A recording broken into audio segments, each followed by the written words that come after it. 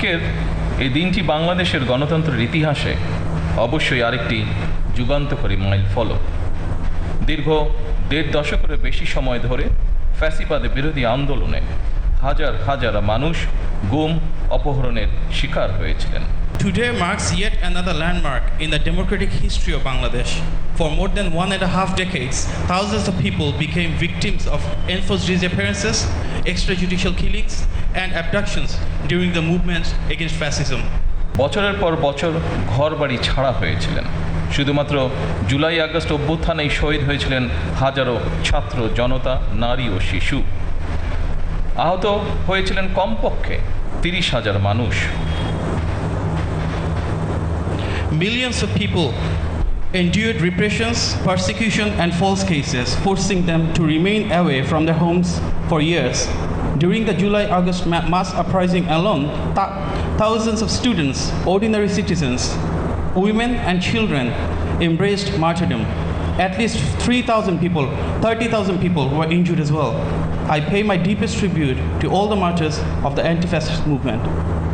আমি ফ্যাসিবাদ বিরোধী আন্দোলনের সকল শহীদের প্রতি গভীর শ্রদ্ধা জানাই।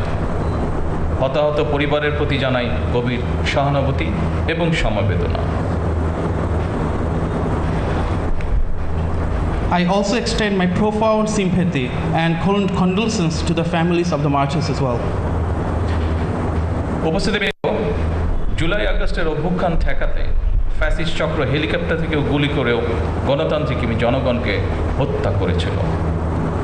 পরাজিত, পতিত, বিতাড়িত ফ্যাসিস্টদের এমন নৃশংসতা, এমন বর্বরতা সভ্য জগতে বিরল। To suppress the July-August mass uprising, the fascist regime even opened fire from helicopters, killing democracy-loving citizens.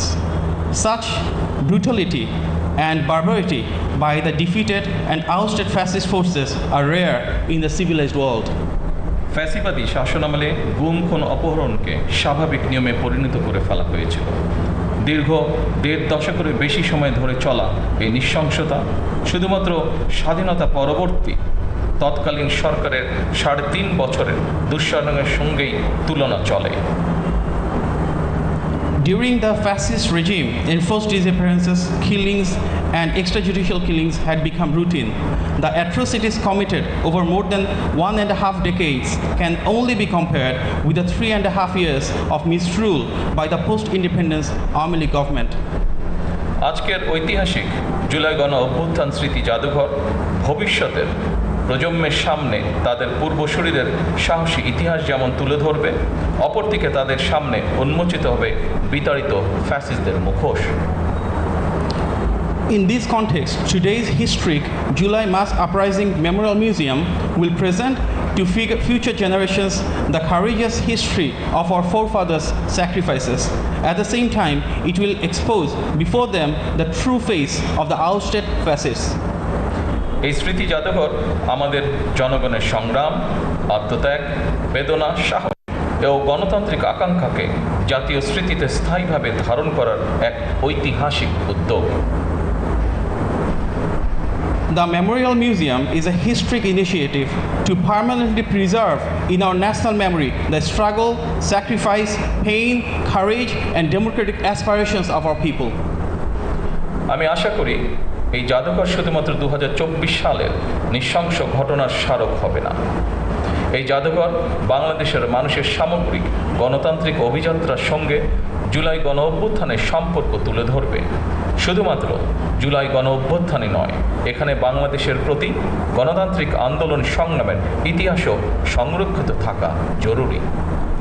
I hope this museum will not merely serve as a memorial to the tragic events of 2024. Rather, it will illustrate the connection between the July mass uprising and the broader democratic journey of the people of Bangladesh over the years. It is essential that this museum preserve not only the history of the July mass uprising, but also the history of every democratic movement and struggle in Bangladesh. ইতিহাস সাক্ষী, বিতাড়িত ফ্যাসিবাদী চক্র কখনোই দেশে গণতান্ত্রিক শাসনকে মেনে নিতে পারে নাই। এদেরই পূর্বসূরিগণ 1975 সালে সংবিধান পরিবর্তন করে দেশে গণতন্ত্রের কবর রচনা করেছিল। history bears witness that the ousted fascist forces have never accepted democratic governance in the country. Their predecessors buried democracy by attending and amending the constitution in 1975. Later, the proclaimer of Bangladesh's independence, Shohid President Ziaur Rahman, upon assuming the responsibility of governing the state, restored multi-party democracy in the country. পরবর্তীতে বাংলাদেশের স্বাধীনতা ঘোষক শহীদ president Ziaur Rahman রাষ্ট্র পরিচালনার দায়িত্বে এসে দেশে পুনরায় বহুদলীয় গণতন্ত্র পুনঃপ্রতিষ্ঠিত করেছিলেন। এইসব ইতিহাস জুলাই গণঅভ্যুত্থান স্মৃতি জাদুঘরে সংরক্ষণ করা হলে ভবিষ্যৎ প্রজন্ম অবশ্যই উপকৃত হবে। If this history is preserved in the July Mass Uprising Memorial Museum, future generations will undoubtedly benefit from it. আমি আশা করি এই জাদুঘরে জুলাই আগস্টের রক্তক্ষয়ী গণঅভ্যুত্থানের শহীদদের পরিচয় ও জীবন কথা, আহতদের সাক্ষ্য, গণঅভ্যুত্থানে অংশগ্রহণকারী বীর ছাত্র জনতার প্রত্যক্ষ অভিজ্ঞতা, আলোকচিত্র, ভিডিও চিত্র, সংবাদ প্রতিবেদন, পোস্টার, দাওয়াল লিখন, গ্রাফিতি, কার্টুন, কবিতা, গান, নাটক, চিত্রকর্ম, ব্যক্তিগত স্মারক এবং ডিজিটাল উপাদান ও সংরক্ষিত থাকবে। I hope this museum will preserve the identities and life stories of the martyrs of the July-August mass uprising, the testaments of the injured, the first-hand experiences of the brave students and citizens who participated in the uprising, their photographs, video footages, news reports, posters, wall writings, graffiti, poems, songs, dramas, works of art, all the creative work, personal memorial and digital archives as well. যারা এই জাদুঘরে নিজেদের ব্যক্তিগত স্মারক, দলিল, আলোকচিত্র, শিল্পকর্ম জাদুঘরের জন্য প্রদান করেছেন তাদেরকে আমি আন্তরিকভাবে ধন্যবাদ জানাই। I extend my sincere gratitude to all those who have donated their personal experiences, documents, photographs and works of art to enrich this museum. উপস্থিত সুধীবৃন্দ, আমি বিশ্বাস করি অসম্পূর্ণ, অতিরঞ্জন বা উদ্দেশ্য প্রণোদিত বয়ান ইতিহাসকে শক্তিশালী করে না। Distinguished guests, I firmly believe that incomplete, distorted or motivated narratives do not strengthen history. বরং তা ইতিহাসের বিশ্বাসযোগ্যতাকে দুর্বল করে এবং ভবিষ্যৎ বিভেদের কারণ হয়ে দাঁড়ায়। Rather, they undermine its credibility and become a source of division for future generations.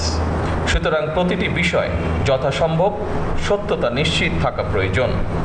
একই সঙ্গে জাদুঘরে রাখা বিষয়বলী সম্পর্কে বাংলার পাশাপাশি ইংরেজি এবং অন্যান্য ভাষাও উপস্থাপিত হলে বিশ্বের ভিনদেশী মানুষ, ভিন্নভাষী মানুষ বাংলাদেশের গণতান্ত্রিক সংগ্রামের ইতিহাস সম্পর্কে জানতে সুবিধা হবে।